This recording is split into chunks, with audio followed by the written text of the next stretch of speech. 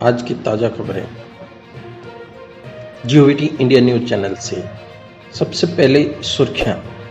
Lockdown में एक ही राष्ट्र एक राशन कार्ड योजना अपनाने पर विचार करे केंद्र सरकार, सुप्रीम कोर्ट। भारत में 24 मई तक 97% कोरोना हो जाएगा साफ, Singapore university of technology and design के रिसर्च में दावा। मनरेगा में मिलेगा 200 दिन का रोजगार, सचिन पायलट।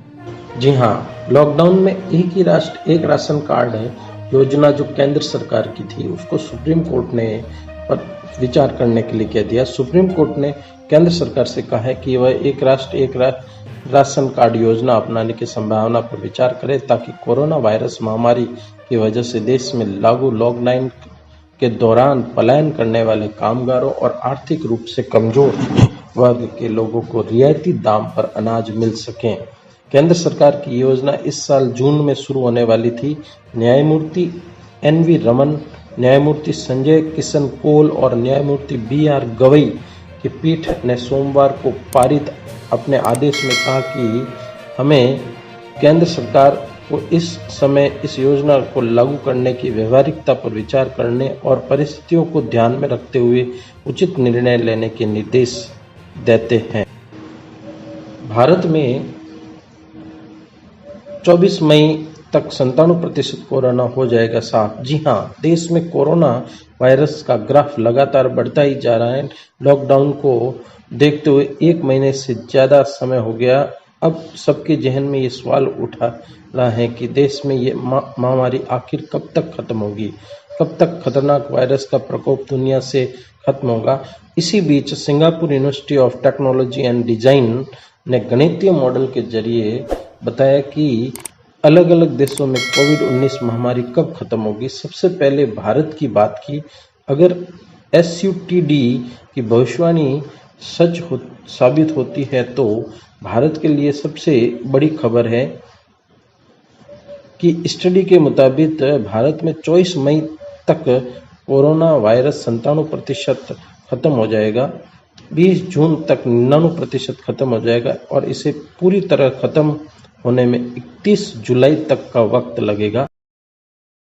राजस्थान से उप मुख्यमंत्री सचिन पायलट ने केंद्रीय ग्रामीण विकास एवं पंचायती राज्य मंत्री श्री नरेंद्र सिंह तोमर को पत्र लिखकर वर्तमान विशिष्ट परिस्थितियों में प्रदेश में 1.13 करोड़ मनरेगा श्रमिकों को राहत प्रदान करने की मांग की। साथ ही में ये भी मांग की कि लॉकडाउन की अवधि के दौरान अधिकतम 100 दिन की सीमा तक मनरेगा मजदूरों को प्रतिदिन प्रति व्यक्ति पूरी मजदूरी का भुगतान किया जाए।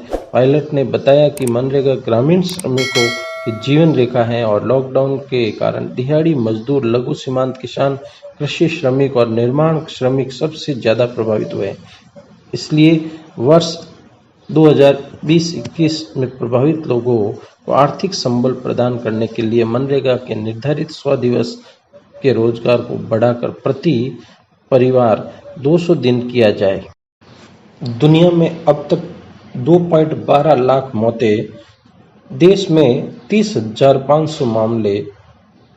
राजस्थान में सबसे ज्यादा संक्रमित जयपुर में। राजस्थान में कोरोना के 2335 मामले।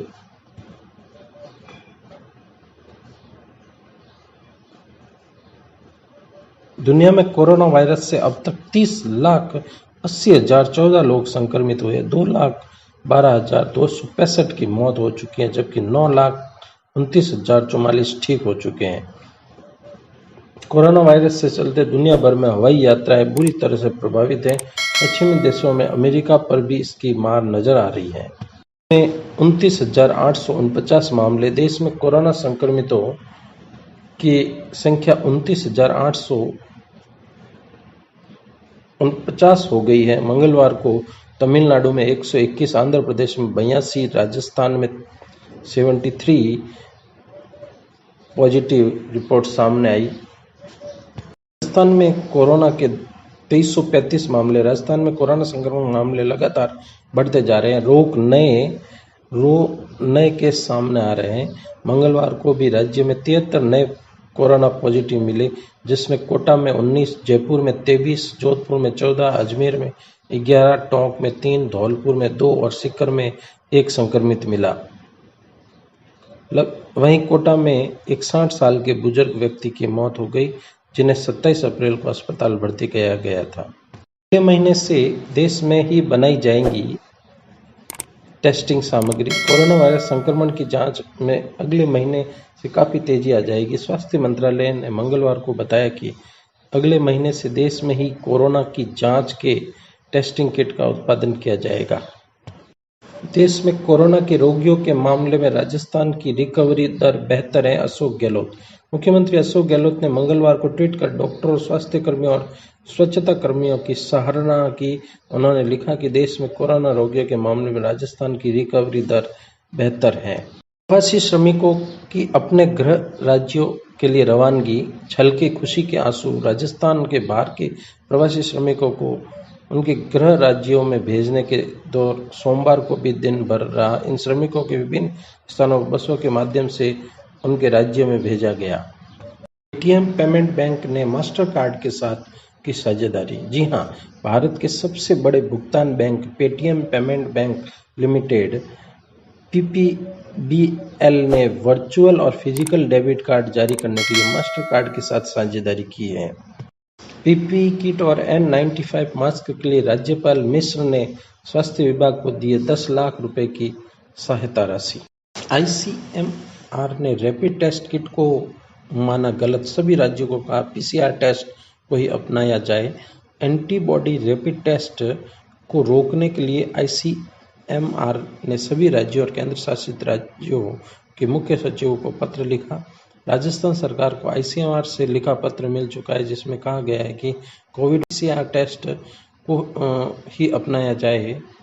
इसका मास्क पहनो इंडिया अभियान सभी राज्यों को टारगेट। राजस्थान में आज होंगी अभियान की शुरुआत। प्रदेश कार्यकारिणी को 1 लाख और जिला कार्यकारिणी को 10-10 हजार का टारगेट। युवा कांग्रेस के कार्यालयों में आज से टेलर तैयार करेंगे मास्क। एआईसीसी ने मास्क पहनो इंडिया अभियान के तहत ऑल इंडिया युवा कांग्रेस को कपड़े के 1 करोड़ मास्क तैयार करने, उन्हें जनता के बीच वितरित करने का टास्क दिया है। वहीं ऑल इंडिया युवा कांग्रेस ने सभी राज्य इकाइयों को अपने स्तर पर मास्क तैयार करने का जिम्मा